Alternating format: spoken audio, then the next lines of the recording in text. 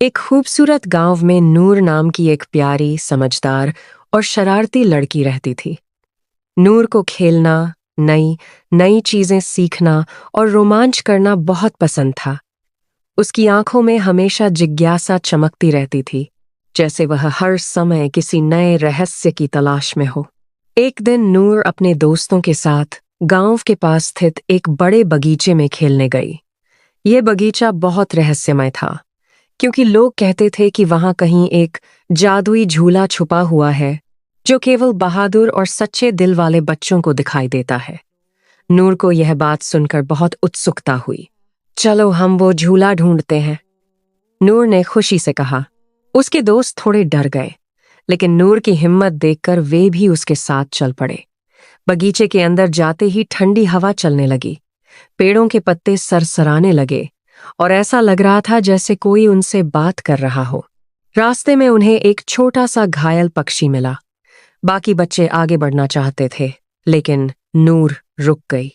हमें इसकी मदद करनी चाहिए, नूर ने कहा। उसने प्यार से पक्षी को उठाया, उसके पंख साफ किए और उसे पानी पिलाया। थोड़ी देर बाद पक्षी बेहतर महसूस करने लगा और खुशी से छहछाने लगा। फिर अचानक वह पक्षी उड़कर आगे गया और जैसे उन्हें रास्ता दिखाने लगा। नूर मुस्कुराकर बोली, लगता है यह हमें कुछ दिखाना चाहता है। वे सब उसके पीछे चल पड़े। थोड़ी ही देर में वे बगीचे के एक ऐसे हिस्से में पहुंच गए जहां पहले कभी कोई नहीं गया था।